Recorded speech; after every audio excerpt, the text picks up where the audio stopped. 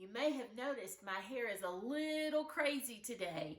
That's because my school is celebrating Crazy Hair Day for Wacky Wednesday.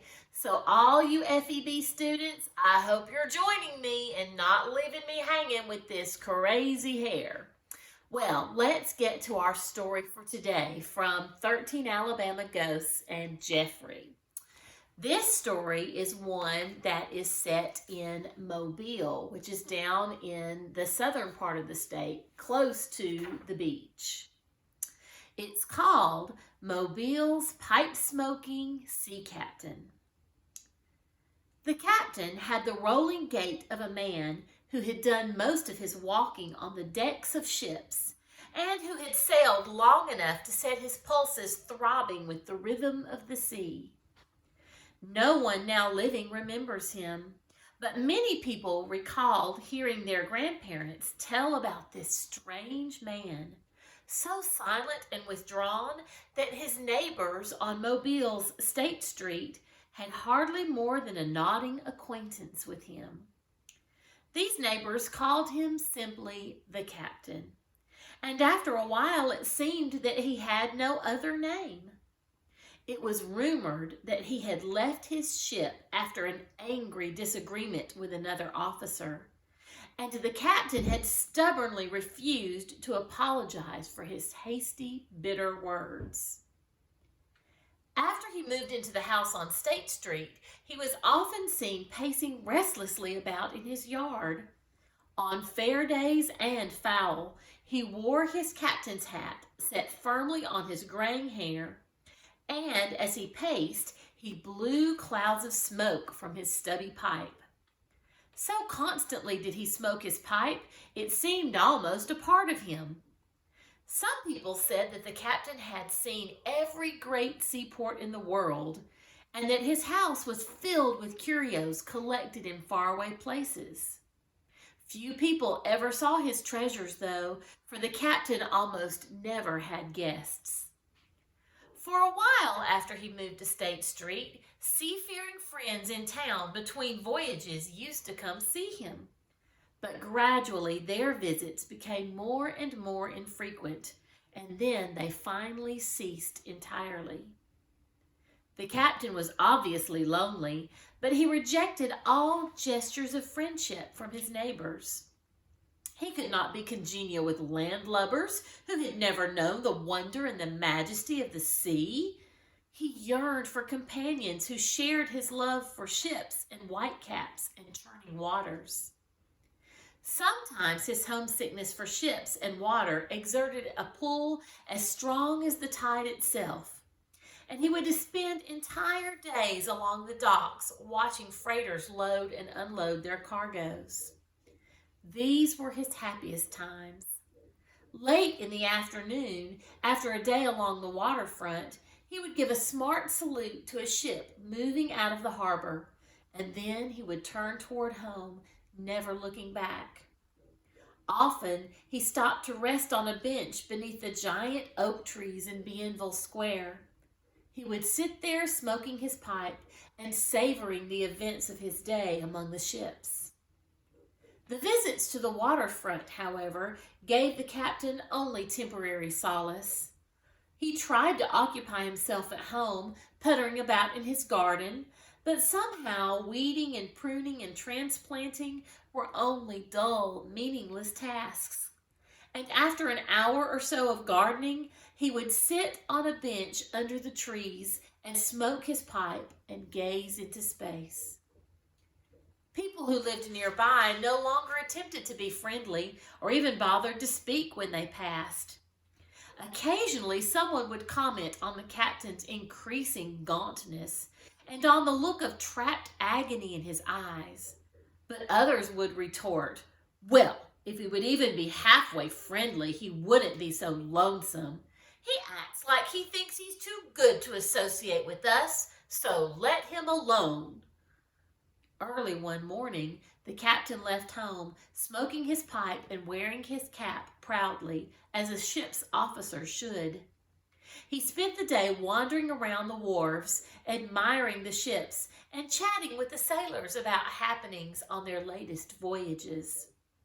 At the end of the day, he gave his customary farewell salute to the departing freighter and went home, pausing on his way to spend a little while watching the fish swim around the basin of the bronze fountain in Bienville Square and sitting under the beautiful trees there.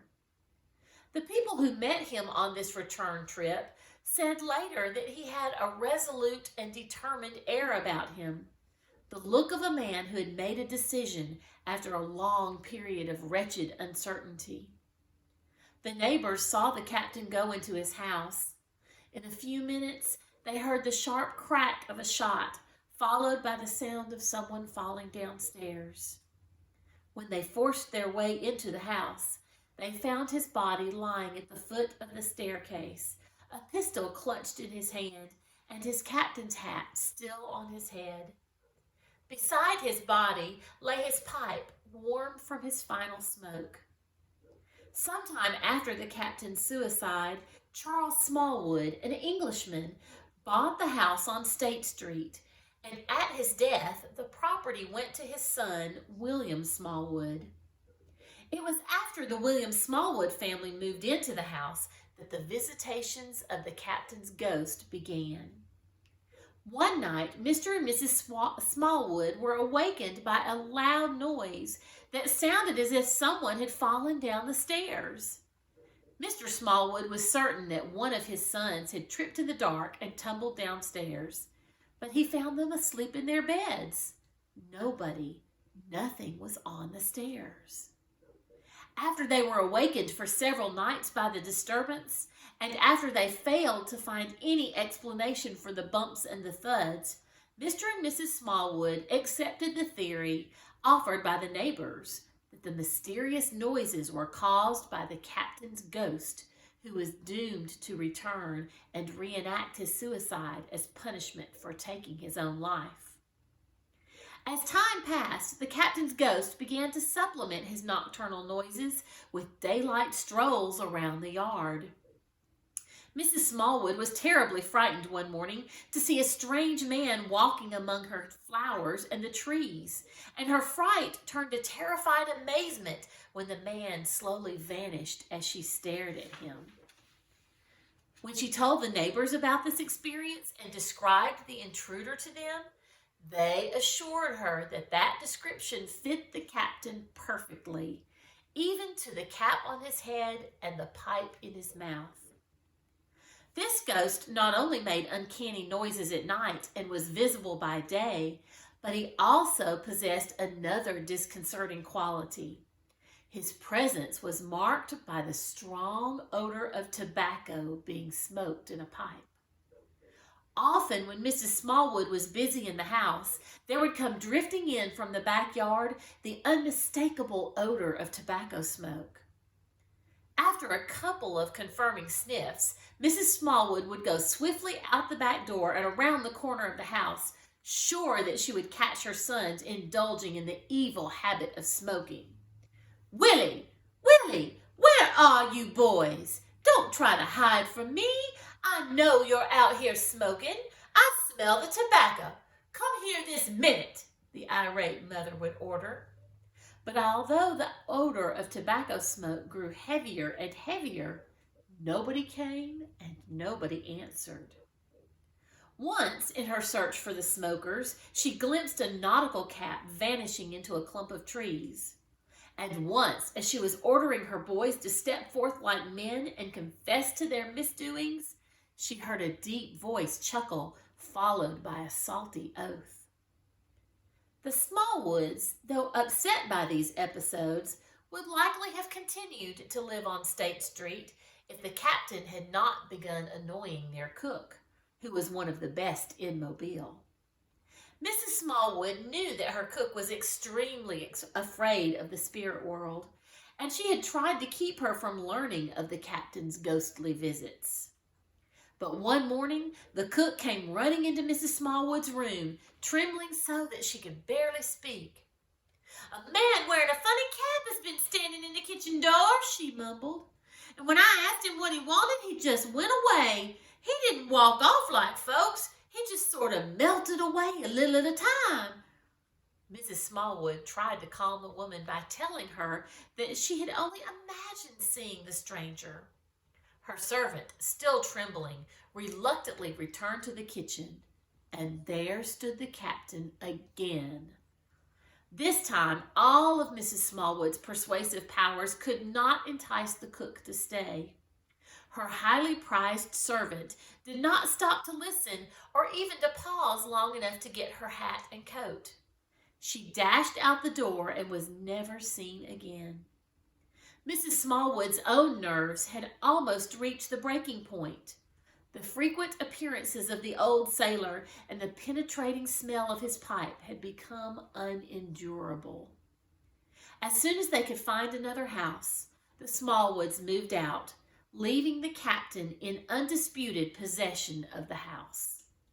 For years afterwards, the dwelling remained untenanted, save for the gloomy, pipe-smoking ghost, who could not take leave of the place, where in lonely desperation he had put an end to his earthly existence.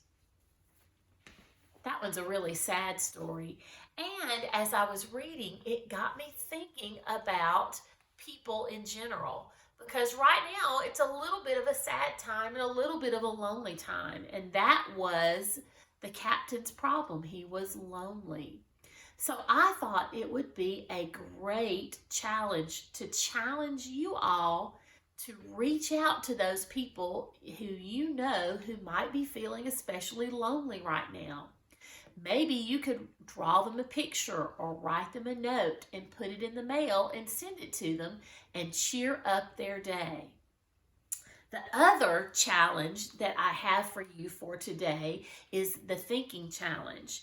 And for this one, I'd like you to think about one of the things that did make the captain feel better. And he visited a park called Bienville Park, and it's still in Mobile today. And it is a beautiful park full of huge trees that provide lots of shade and shady places to sit. And the captain loved to sit there in the park. So I thought that would be a really interesting thing to think more about oak trees. Because the trees in Bienville Park are oak trees, and they're very, very old. Some people think that that park was built or established around the year 1812, which is a super long time ago, and that the trees were already there even when it was created and made a park. So there are lots of really interesting facts about oak trees if you'll take a look. So see if you can do some research, and you might even want to draw an oak tree in your booklet, and then you can write on the branches some interesting things that you have learned about oak trees from your research. Well, I hope you have a good time researching and finding out some really cool facts about oak trees. And I hope that you will do something in this coming week to make somebody who might be feeling lonely feel a little bit better. Well, that's it for today. Bye-bye.